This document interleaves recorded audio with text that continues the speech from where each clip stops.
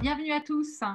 Merci de vous être connectés pour ce webinaire que vous propose Syndex sur la formation professionnelle et en particulier voilà, des modifications introduites par le contexte Covid. Voilà, donc je suis Christine Avenel, je suis consultante auprès des CSE basée à Quimper. Et je passe la parole à ma collègue. Bonjour à tous, je suis Céline Legrand, donc effectivement intervenante aussi à Syndex. Moi, je suis basée à Paris et plutôt spécialiste de la formation. Donc, c'est pour ça que je co-anime ce webinaire avec Christine. Donc, ce webinaire, en fait, on va donc vous parler des obligations de l'employeur en matière de formation. Et plus particulièrement, on va faire le zoom sur le report des échéances. Voilà, qui ont été introduites par les différentes ordonnances qui sont sorties dans la période Covid. Voilà, c'est un webinaire en fait d'un temps d'1 heure. On va vous faire une présentation des différents points importants sur, on va dire, 3/4 d'heure. Et puis, il y aura un temps d'échange pendant un quart d'heure, 20 minutes. Voilà, si vous avez des questions-réponses. Alors, vous pouvez poser vos questions et vos questions ou vos remarques dans le question-réponse. Là, c'est un petit module QR qui est en bas de votre écran. Voilà, sachant qu'on ne prend pas de questions dans le chat. Donc, utilisez le question-réponse pour qu'on puisse suivre. Voilà. Alors, ce que je vous propose, en fait, c'est de démarrer. Notre propos, il est construit en 3 blocs. On va vous parler des obligations et quelles sont ces obligations avant l'échéance du 30 juin, sachant que c'est une échéance assez importante et qui concerne plusieurs points de la formation professionnelle. Il y a d'abord l'inscription sur le CPF des heures DIF. Voilà. Il y a le financement exceptionnel de la VAE pendant la période, et puis également les éléments relatifs à l'entretien professionnel. Donc, du coup, je vous propose de commencer sur les heures DIF et les CPF. Merci Christine, donc c'est moi qui vais vous présenter ce pan-là. Donc vous avez une obligation d'inscrire une possibilité, parce que rien ne vous y oblige, d'inscrire vos heures DIF. Donc DIF, c'est le droit individuel à la formation sur votre compte CPF, compte personnel de formation. Cette échéance était initialement jusqu'au 31 décembre 2020. Dans le contexte Covid, elle a été reportée au 30 juin 2020. Et je vais vous faire un petit peu d'histoire. Puisque, alors pour information, on fête les 50 ans cette année de la première loi sur la formation professionnelle. Et depuis le début du siècle, on en est à la 4e réforme. Et donc, je repars à la première réforme qui date de 2004 et qui a introduit et qui a créé le DIF, le droit individuel à la formation. Donc, depuis le 1er janvier 2005, vous avez pour les salariés qui étaient évidemment salariés à l'époque, il y a peut-être certains jeunes d'entre vous et du coup qui n'étaient pas encore au travail à cette époque-là, mais pour les salariés qui étaient déjà présents en 2004, au 1er janvier 2005, ils avaient un droit au DIF, qui est donc instauré par la loi du 4 mai 2004 et qui globalement correspondait à 20 heures par an de droit individuel à la formation. Alors, je dis globalement 20 heures, puisque selon les accords de branche, ça pouvait être un peu plus, mais pas en dessous. Et ce DIF était plafonné à 120 heures. Donc, si vous ne l'aviez pas utilisé, et si vous ne l'avez toujours pas utilisé, vous avez, pour les salariés évidemment à temps complet, 120 heures de DIF. Avec la loi de 2014, il y en a une entre deux qui est celle de 2009, mais elle ne vient pas percuter ce qu'on va vous dire aujourd'hui.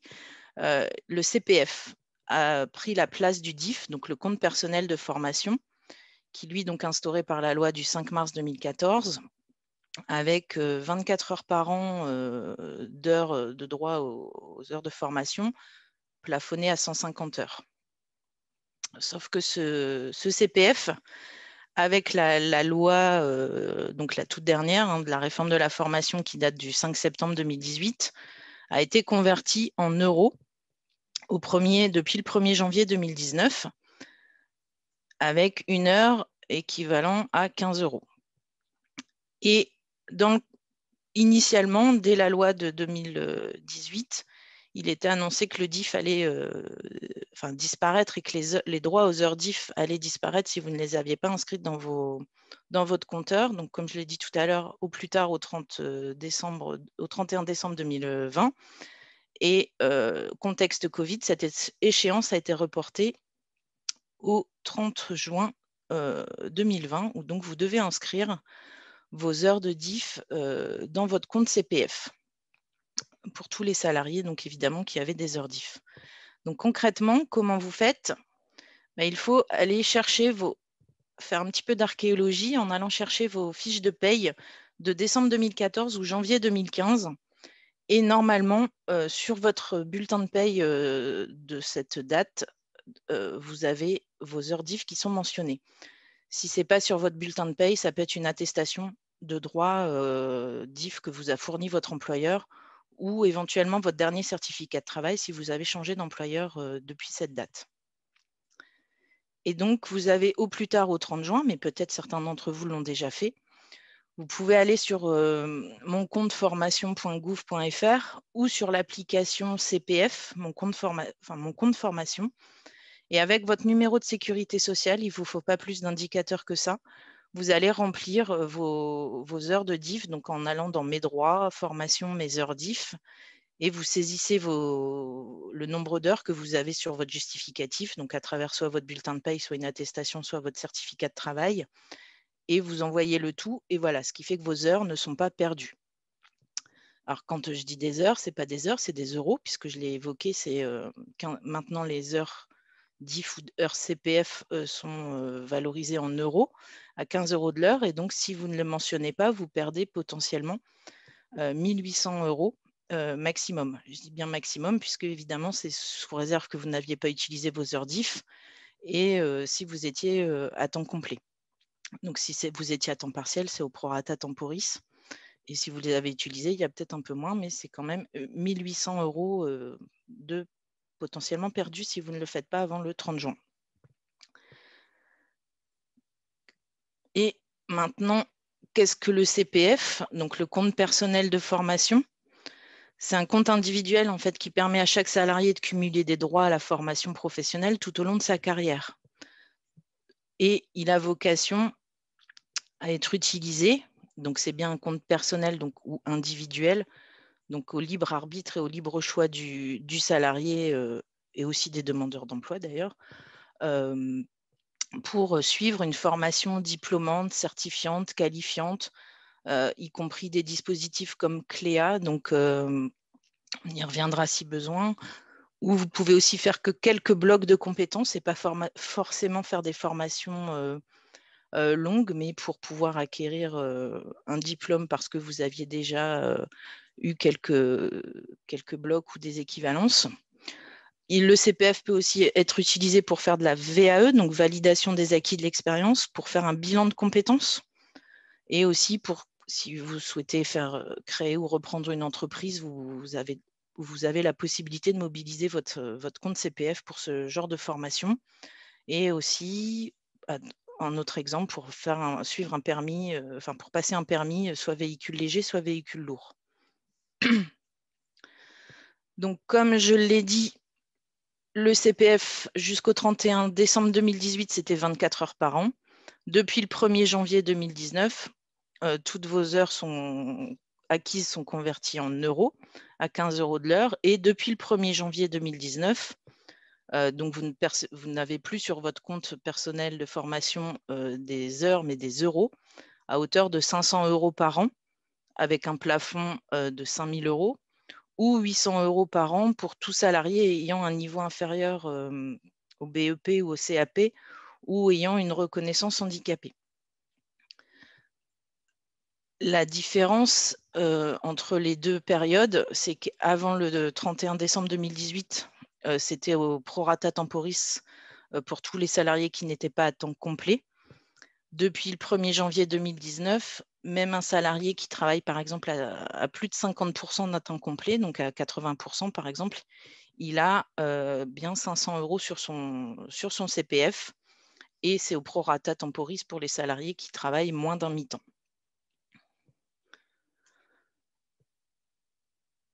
Donc concrètement, si votre compte CPF, si vous regardez notamment aujourd'hui sur votre application, alors selon si vous avez ou pas rempli vos heures DIF et que vous êtes un salarié à temps complet, on a pris cet exemple-là, vous devez avoir pour vos heures DIF, donc les fameux 1 800 € que j'ai évoqués juste à l'instant, la conversion de vos heures CPF acquises entre janvier 2015 et décembre 2018. Donc, comme c'était 24 heures par an, donc ce qui fait l'équivalent de 1 440 €. Le CPF de 2019, qui a dû être déclaré, on va dire, au premier quadrimestre 2020, de 500 €. Et là, votre CPF dû pour 2020, déclaré là, au plus tard en avril 2021. Quand je dis déclaré, c'est par votre employeur, de 500 €. Donc, en toute logique, vous devriez avoir un compte de 4 240 €. Ou j'ai pris l'exemple des 500 €, ça peut être un abonnement de 800 € pour les salariés ayant un niveau inférieur à BEP et CAP et qui ont une reconnaissance handicapée. Donc, on n'est pas encore au plafond qui est de 5 000 € ou de 8 000 €, mais ça va y venir vite. Et autant que possible, autant ne pas perdre les fameux 1 800 € de droits au DIF qu'il faut retranscrire avant le 30 juin. Voilà pour ce premier temps de la thématique du jour. On va parler du financement d'un parcours VAE. Et là, je laisse la parole à Christine. Alors, je rebranche mon micro. Merci Céline. Donc, jusqu'au 30 juin 2021, donc, est poursuivi un dispositif exceptionnel de financement de la VAE. Voilà, sachant que ce caractère exceptionnel par rapport à la VAE a été mis en place dans le contexte de la crise pour faciliter effectivement l'inscription dans un parcours de formation ou de reconversion. Voilà, de manière exceptionnelle, les opérateurs de compétences, donc les OPCO, et les associations Transition Pro, qui sont les organismes paritaires qui remplacent les FONGECIF, ont été autorisés à financer de manière forfaitaire les parcours de validation des acquis de l'expérience. Tout ça afin de faciliter l'accès aux dispositifs pendant la crise sanitaire. Donc là, c'est l'ordonnance du 1er avril 2020 voilà, qui a été confortée ensuite et prolongée par l'ordonnance de décembre 2020. Donc voilà. Et au final, une faculté qui est maintenue jusqu'au 30 juin 2021. Donc, le montant du forfait de prise en charge financière est déterminé par les financeurs. Alors, la limite générale, c'est 3 000 €, mais les organismes Transition Pro, alors là, on a cité Bretagne et Île-de-France, on est allé voir, mais Nouvelle-Aquitaine, par exemple, c'est la même chose. Concernant les transitions pro, voilà, il y a un plafond dans l'accompagnement à 2 000 €.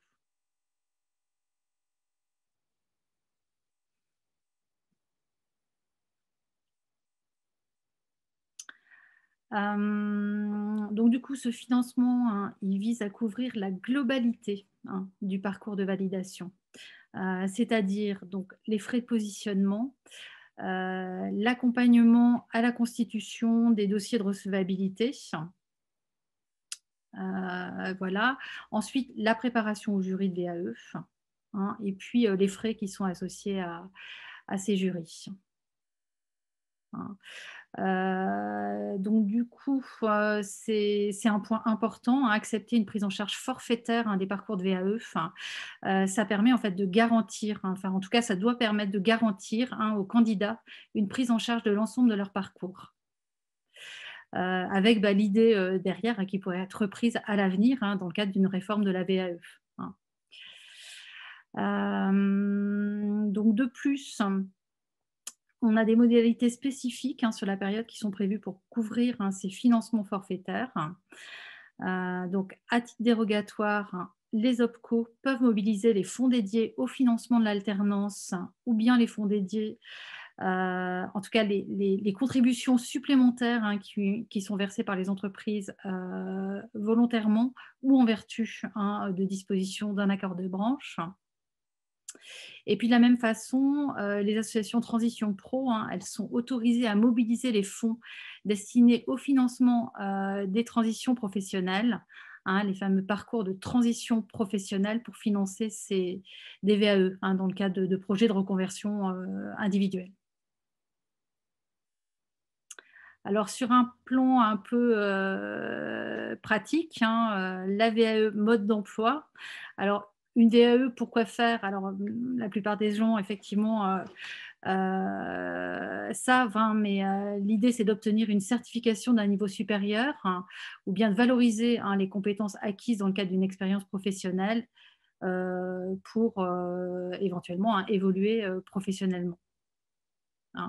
Alors quel type de formation peuvent faire l'objet d'une VAE?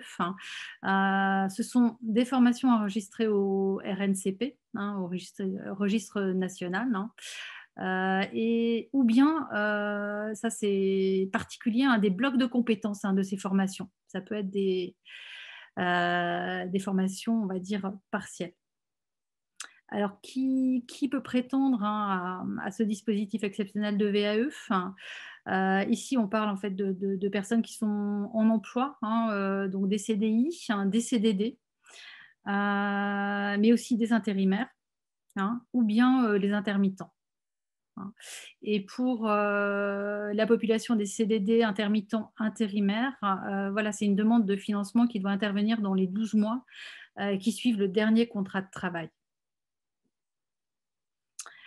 En ce qui concerne les conditions d'éligibilité, il faut justifier de 12 mois au moins, alors consécutifs ou non consécutifs, dans la certification qui est visée. Et le maintien du dispositif jusqu'au 30 juin 2021, ça veut dire quoi? Ça suppose en fait que le dépôt du dossier soit réalisé avant cette date. Donc c'est une date limite de dépôt de dossier. OK? Et donc 2 mois avant le début de l'accompagnement souhaité. Et comment?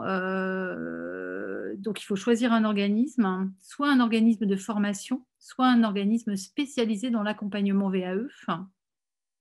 Ensuite, vous créez un compte sur le site Transition Pro.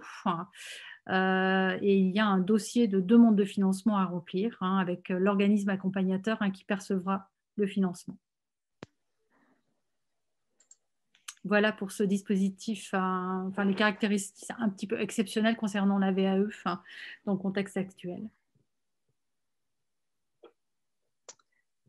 Merci Christine. Je prends le relais sur l'entretien professionnel, donc qui est aussi un dispositif non pas nouveau, mais un petit peu perturbé dans le contexte Covid. Donc, qu'est-ce que l'entretien professionnel? Donc, il a été instauré par la loi de mars 2014, obligatoire dans toutes les entreprises depuis le 7 mars 2014 et pour tous les salariés. Et il doit aussi avoir lieu, y compris après un arrêt long comme un congé maternité, un congé parental, une période de mobilité volontaire, pardon, ou à l'issue d'un mandat syndical, par exemple. Donc, l'entretien professionnel, il doit avoir lieu tous les 2 ans, sauf accord dérogatoire d'entreprise ou de branche, mais plutôt d'entreprise qui verrait une temporalité différente. Donc, tous les 2 ans, pour étudier les perspectives d'évolution professionnelle de chaque salarié en termes de qualification, de changement de poste, de promotion, et évidemment, c'est l'occasion de parler de ses besoins de formation. Tous les 6 ans,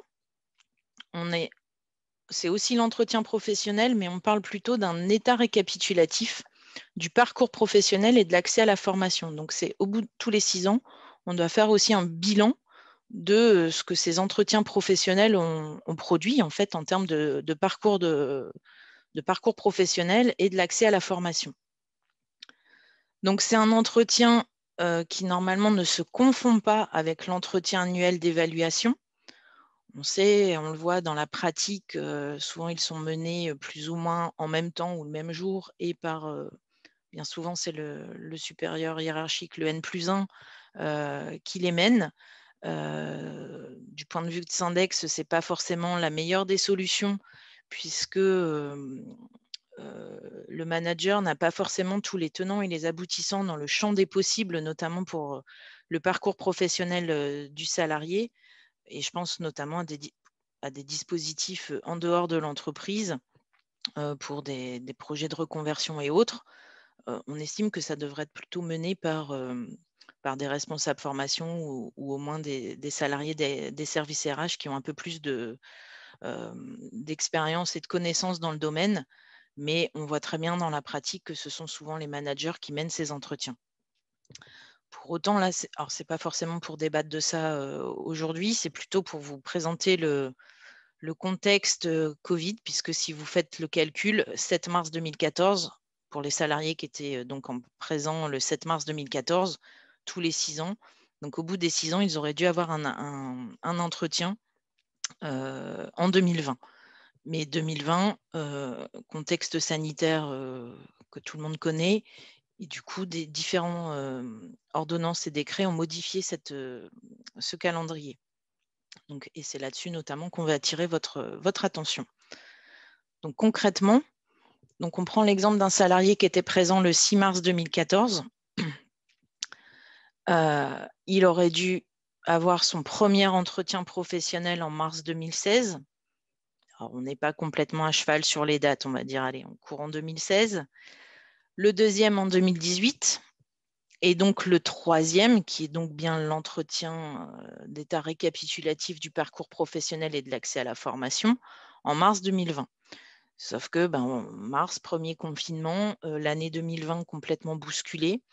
Donc il y a eu une première ordonnance qui a décalé la possibilité de faire ces entretiens au plus tard au 31 décembre 2020 et une deuxième ordonnance au mois de décembre qui a décalé cette possibilité de mener cet entretien au plus tard au 30 juin 2020. Donc c'est là-dessus que nous voulions attirer votre attention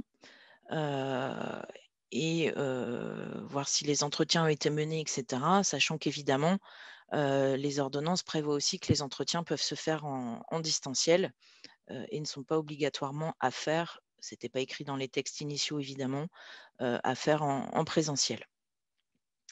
Et après, la vie, entre guillemets, continue et on revient à un entretien tous les 2 ans. Si au plus tard, il est fait en juin 2021, le prochain sera fait en juin 2023 pour un salarié donc présent avant le 6 mars 2014.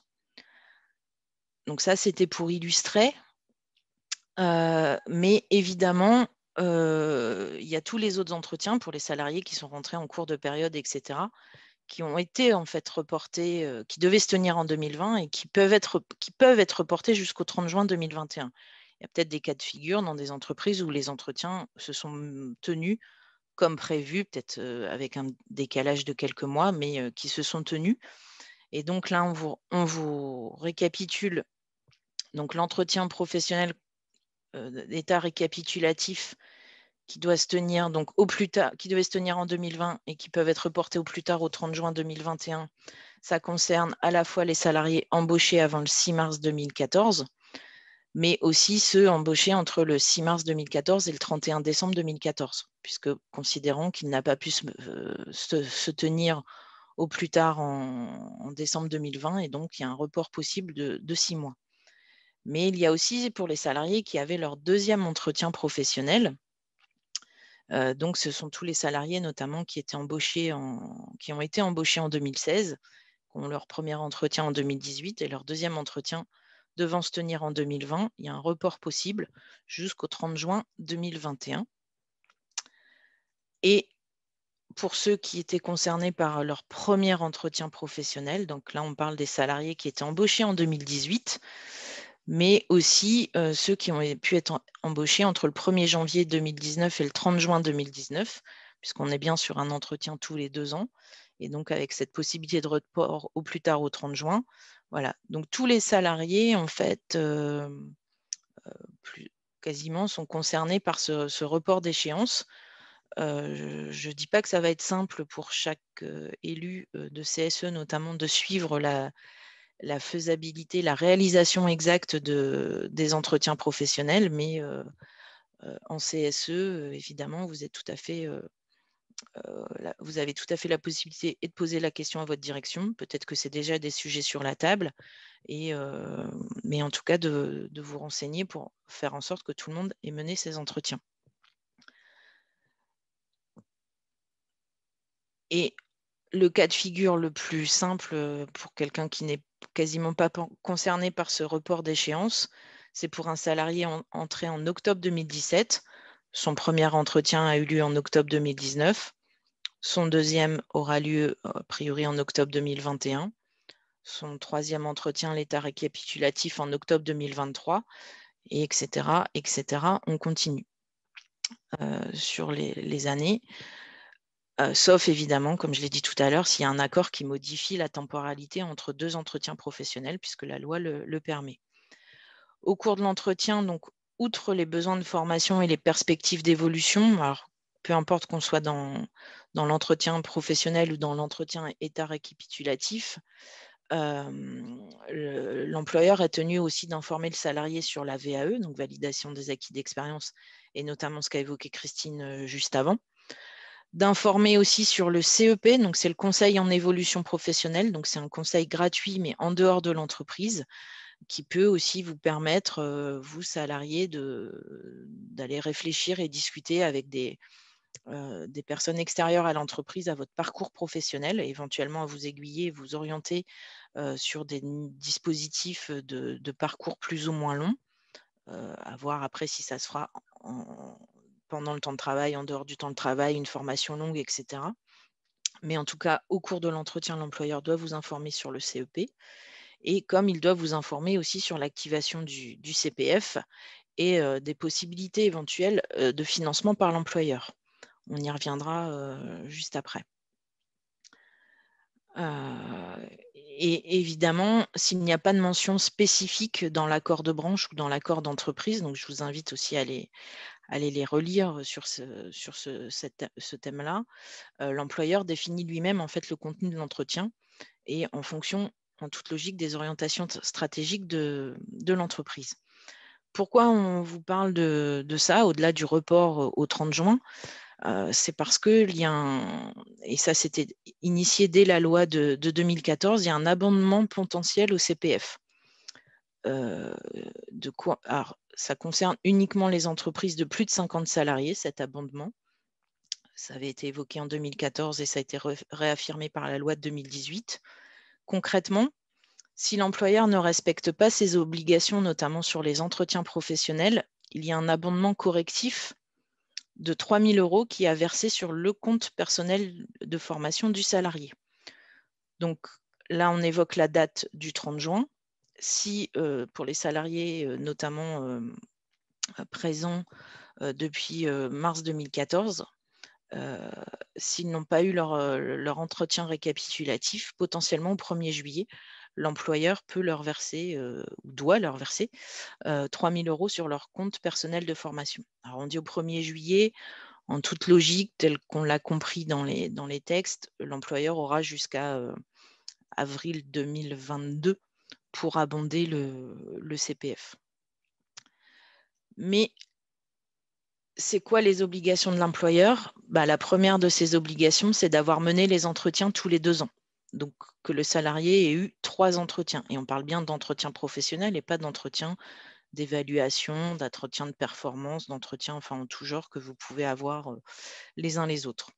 Sa deuxième obligation, c'est de respecter les critères selon l'option qu'aura retenue l'entreprise, mais par salarié.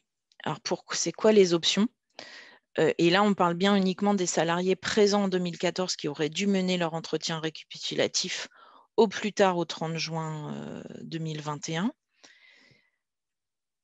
Il y a une première option qui est selon des critères qui avaient été définis par la loi du 5 mars 2014. Ces critères, c'était quoi? Donc, outre d'avoir mené les entretiens et d'avoir suivi les entretiens tous les 2 ans, c'est d'avoir réalisé 2 de ces 3 mesures sur la période des 6 ans, c'est-à-dire soit avoir suivi une action de formation, soit avoir passé une VAE, soit avoir eu une progression salariale ou professionnelle. Ça, c'est une option pour l'employeur et pour éviter, entre guillemets, de payer les 3 000 €. Mais l'autre option, c'est selon les critères de la loi du 5 septembre 2018, qui sont, au-delà toujours d'avoir mené les entretiens tous les 2 ans, d'avoir suivi une formation non obligatoire sur la période des 6 ans. Pourquoi ce choix ou cette liberté de choix? Tout simplement, la loi de mars 2014 a été percutée par celle de 2018 et qui, quelque part, change les règles en cours de match, puisqu'on n'a pas atteint la fin de la période des 6 ans et pour autant, on n'applique plus les mêmes critères. Donc une ordonnance a laissé le choix aux entreprises entre ces deux types de critères. Donc là aussi, vous avez un droit de regard et d'information et de regard dans vos entreprises à travers les CSE, les commissions formation notamment, si vous en avez, pour connaître un peu le risque en fait potentiel et financier, parce que 3 000 € par salarié, ça peut commencer à faire un peu de mal à la trésorerie. Et on voit dans certaines entreprises, si ça n'avait pas été le cas en 2019, on voit que sur les comptes 2020, on constate déjà des provisions en fait en vue de cet abondement. Et donc, pour tous les autres salariés, donc là, il y a vraiment, on parle juste des entretiens qui devaient se mener au plus tard au 30 juin. Par contre, après le 30 juin 2021, puisque vous avez bien compris que les entretiens professionnels durent tout le temps, en permanence, entre guillemets, selon la date d'entrée des salariés, selon leur vie aussi, s'il y a eu un congé maternité, un congé parental. Donc la temporalité des 2 ans, malgré tout, revient vite. Mais après le 30 juin, ce sera le seul critère applicable pour l'abondement possible du CPF après l'entretien des 6 ans, c'est-à-dire avoir suivi une formation non obligatoire sur la période des 6 ans. Qu'est-ce qu'une formation non obligatoire? Je vais procéder à l'inverse, c'est-à-dire je vais vous expliquer ce que c'est une formation obligatoire. Et par déduction, les formations non obligatoires, ce sont les autres. Une formation obligatoire, elle est conditionnée par l'exercice d'une activité ou d'une fonction en application d'une convention internationale ou disposition légale ou réglementaire. Par exemple, les formations à la sécurité, par exemple des formations pour avoir une habilitation pour, je pense, électrique, nucléaire, le renouvellement d'un permis CACES, donc pour conduire les chariots élévateurs, pardon. Voilà, tout ça, c'est normé, il y a des textes. Le tout, c'est que ce n'est pas forcément simple à s'y retrouver et même vous, avertis dans vos entreprises sur le champ de la formation ou autre, même les employeurs et les responsables de formation, certains se sont un peu cassés les dents. Et d'ailleurs, dans ce qu'on peut voir, nous, tout le monde n'est pas arrivé au bout de la démarche à définir si c'est une action de formation obligatoire ou non obligatoire. Et donc, les non obligatoires, par définition, c'est les autres qui ne sont pas donc réglementés par un texte précis avec des dispositions légales et réglementaires. La différence entre les deux aussi, c'est qu'une action de formation obligatoire se déroule forcément pendant le temps de travail. Par contre, une non obligatoire peut se dérouler hors temps de travail, ce qui suppose quand même un accord de branche ou d'entreprise, mais ça fait partie des possibilités. On en profite aussi pour vous parler au-delà de vous parler de l'abondement des 3 000 €, l'abondement correctif ou l'abondement sanction. On rappelle quand même qu'il peut y avoir des abondements volontaires de la part de l'employeur, notamment pour financer le reste à charge d'une formation. Donc là, on parle de co-construction.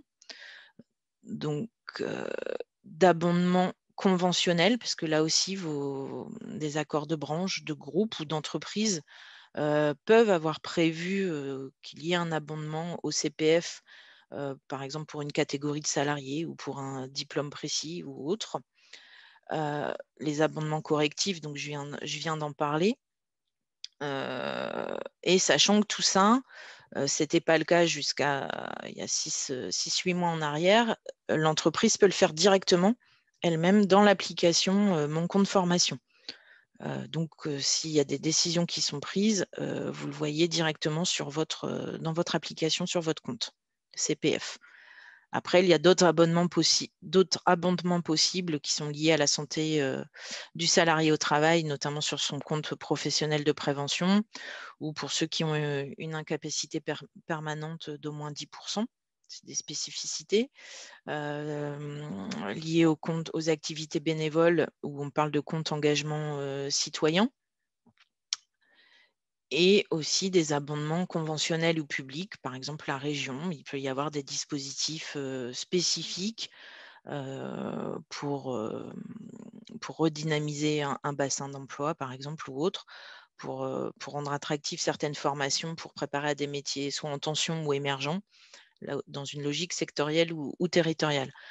Donc, c'est aussi, puisque le CPF est bien votre compte personnel de formation, donc c'est pour vous alerter aussi sur vos possibilités d'aller chercher des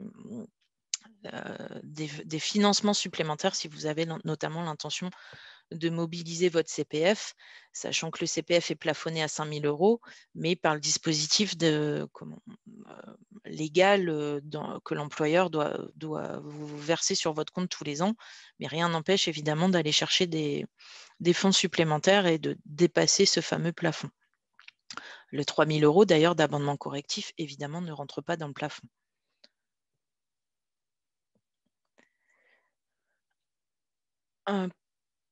Pour conclure, il y aura 2 conclusions en fait, mais pour conclure, l'entretien professionnel doit aussi être, de notre point de vue, et c'est souvent ce qui fait défaut, selon la temporalité et les organisations et les processus de chaque entreprise, doit nourrir le plan de développement des compétences de l'entreprise. Et ce n'est pas toujours le cas, et des fois en décalage. Donc le plan de développement des compétences, c'est le nouveau nom du plan de formation. Évidemment, de là, on découle des actions de formation et les orientations stratégiques. Pourquoi le lien avec les orientations stratégiques? Je l'ai évoqué tout à l'heure, l'entretien professionnel doit quand même être un peu orienté, la trame d'entretien, par rapport aux orientations stratégiques de l'entreprise. Et pourquoi? Puisque le tout est de vérifier si l'accroissement des compétences des salariés suite aux actions de formation qu'ils ont suivies, est-ce que ça contribue aux orientations stratégiques qui ont été définies en amont? Et orientations stratégiques qui intègrent, quand vous êtes informé, consulté sur les orientations stratégiques de votre entreprise, les orientations triennales de la formation. Donc là aussi, point de vigilance, est-ce qu'il y a une réelle cohérence entre les orientations stratégiques de l'entreprise et les orientations de la formation?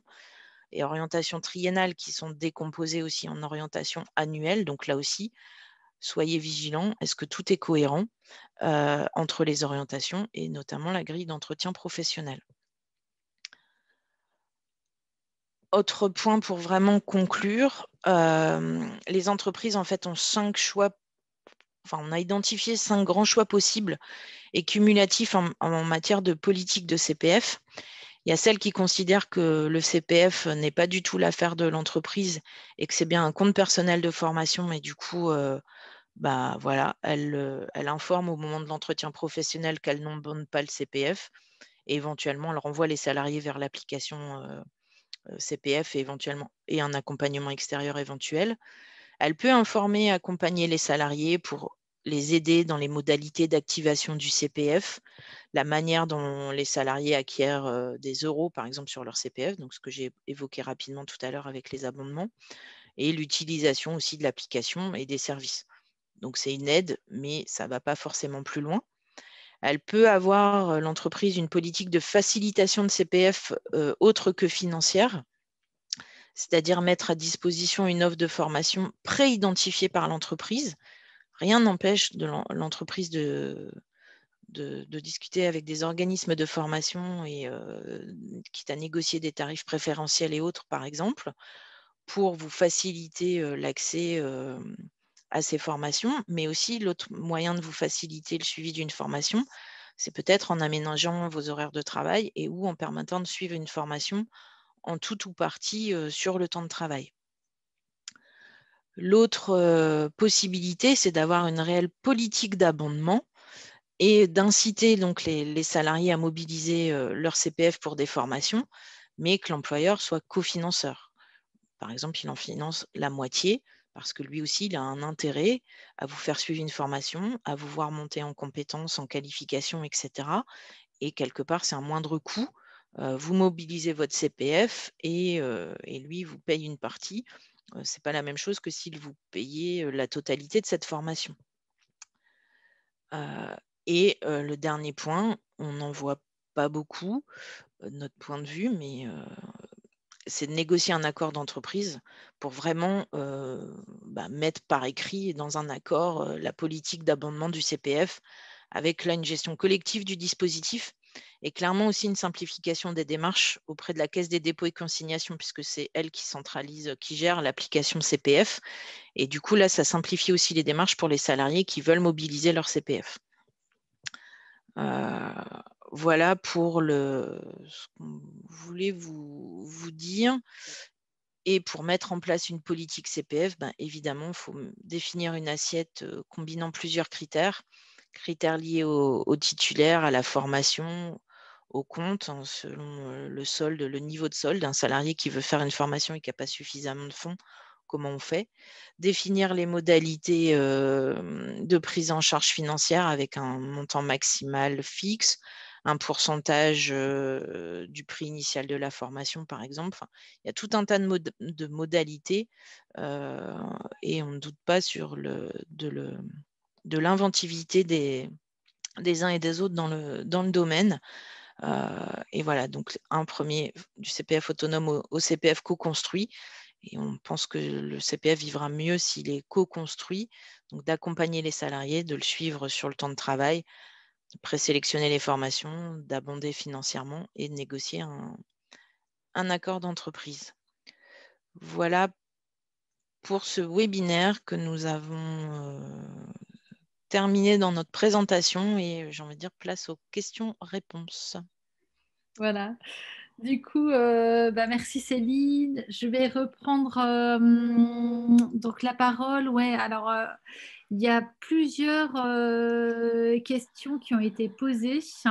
Alors, si on reste sur le sujet le plus récent, la traité des entretiens, on a Marilène en fait qui indique en fait qu'il n'y a jamais eu d'entretien pro dans sa structure.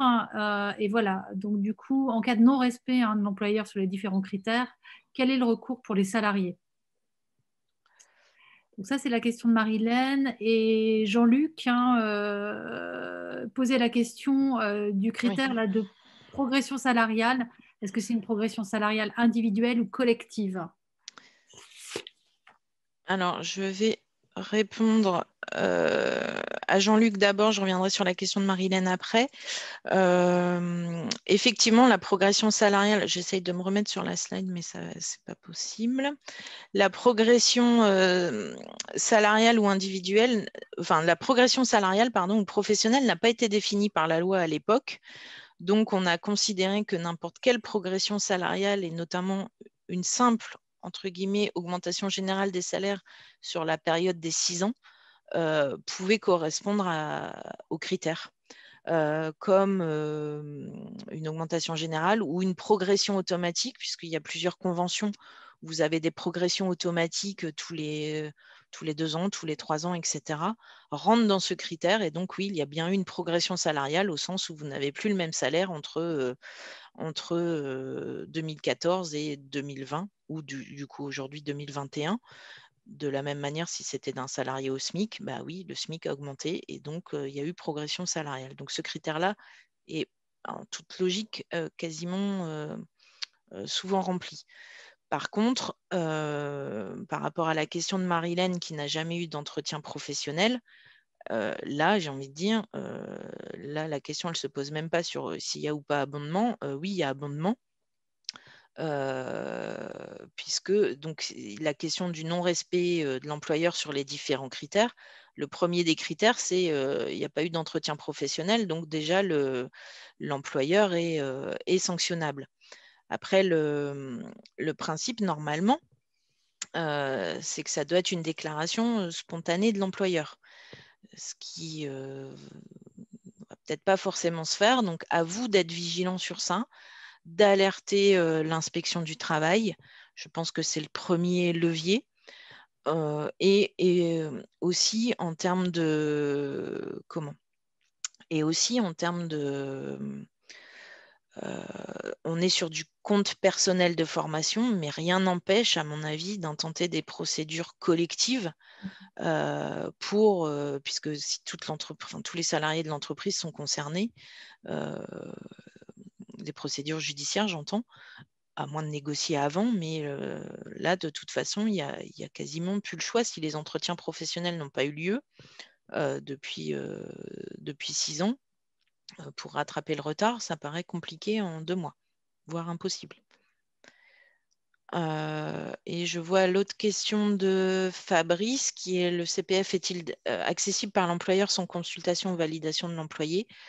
Alors, je ne suis pas sûre de bien comprendre la question, mais non, le CPF est bien un compte personnel de formation. À partir du moment où vous, salarié, vous voulez le mobiliser, quand vous cherchez à le mobiliser, ce soit sur le compte, sur le site internet, mon compte formation ou sur votre application, à un moment, vous avez une case à cocher si vous souhaitez informer l'employeur. Donc, vous n'êtes pas obligé de l'informer. C'est mieux si c'est pendant le temps de travail, etc. Et c'est quasiment obligatoire, j'ai envie de dire, s'il est cofinanceur. Par contre, si vous souhaitez suivre une formation en dehors du temps de travail et ne pas informer votre employeur, vous avez la possibilité. Ce qui fait que du coup, ça frustre aussi certains élus de CSE de dire on sait qu'il y a des CPF qui sont mobilisés, mais on ne sait pas combien parce que nos collègues nous en parlent. Mais comme ils n'ont pas informé l'employeur, du coup, l'employeur ne peut pas faire notamment au moment où il présente le bilan de développement des compétences, faire un récapitulatif exhaustif de nombre de CPF utilisés et mobilisés par les salariés, puisqu'il y a une partie qui relève du choix individuel du salarié. Ok, et donc sur le premier sujet qui était l'inscription du DIF au CPF, alors Jean-Luc posait la question, l'envoi du Ah oui. justificatif est impossible pour ceux qui avaient déjà déclaré leur DIF en créant leur CPF. Quelles conséquences? Oui, j'avais lu la question tout à l'heure en me disant, je pense qu'on va se renseigner auprès de nos juristes et notre service juridique notamment. Je crois qu'à un moment, on n'était pas obligé de transmettre le justificatif. Et par contre, c'est fort possible qu'au moment où vous allez mobiliser votre CPF, on vous le redemande. Mais oui, j'ai le même souci, moi, en fait. Quand j'avais déclaré mes heures diff à l'époque, on ne m'avait pas demandé de justificatif et je n'ai pas trouvé comment le rentrer maintenant. Donc, je pense que c'est au moment où on mobilisera le CPF qu'on nous le demandera. Voilà, mais c'est le système qui bloque. Ok. Je crois qu'il y a une autre question qui est apparue de Christelle. Est-ce qu'il y a un modèle type d'entretien professionnel? Il y a des formulaires types qui circulent avec juste des cases à cocher. Est-ce que c'est valable légalement? Alors, les cases à cocher, c'est un peu enfin, ça me paraît un peu léger. J'avoue que je n'ai pas vu ces formulaires-là. Alors, c'est vrai qu'il y a beaucoup de branches qui ont proposé des formulaires un peu types. Comme je disais, l'employeur peut aussi les adapter, mais des cases à cocher, ça me paraît un peu réducteur dans la mesure où il y a besoin aussi d'un échange et d'identifier le choix des possibles avec le manager notamment. Donc, est-ce que c'est légal ou pas? Non, je ne dirais pas que c'est illégal, mais ça ne répond pas, à mon sens, à la loi, au sens de la loi en tout cas. Mais comment? Malheureusement, il n'y a rien qui a été défini non plus dans les textes concernant précisément comment doit un modèle type d'entretien professionnel. Donc là aussi, c'est un peu du flou pour tout le monde et de l'aménagement comme on peut. Ok. Et Sandrine donc, pose la question, une fois qu'on a utilisé toutes ces heures de CPF, au bout de combien de temps recumule-t-on des euros? Alors, Après, c'est tous les ans. Tous les ans. Donc, une fois qu'on est arrivé au plafond, parce que si vous utilisez vos heures, de toute façon, vous avez tous les ans 500 € ou 800 € qui sont systématiquement mis sur votre compte. Ça va juste être plafonné au moment où vous avez les 5 000 €. Donc, ce qui fait que l'employeur n'abondera plus, en fait, ne complétera plus votre CPF, d'où l'intérêt aussi de l'utiliser autant que possible et pourquoi pas dans un dispositif un peu gagnant-gagnant, notamment de cofinancement avec l'employeur pour pouvoir l'utiliser, puisque vous salariés, vous avez tout intérêt à le mobiliser pour avoir ou une reconnaissance VAE ou un diplôme ou une certification, etc. Je vois une question dans le chat aussi sur le CEC. J'ai oublié le nom du site. Je ne sais plus si c'est association, non, bénévolat, ou j'ai oublié le titre. Je suis désolée. Je vais rechercher.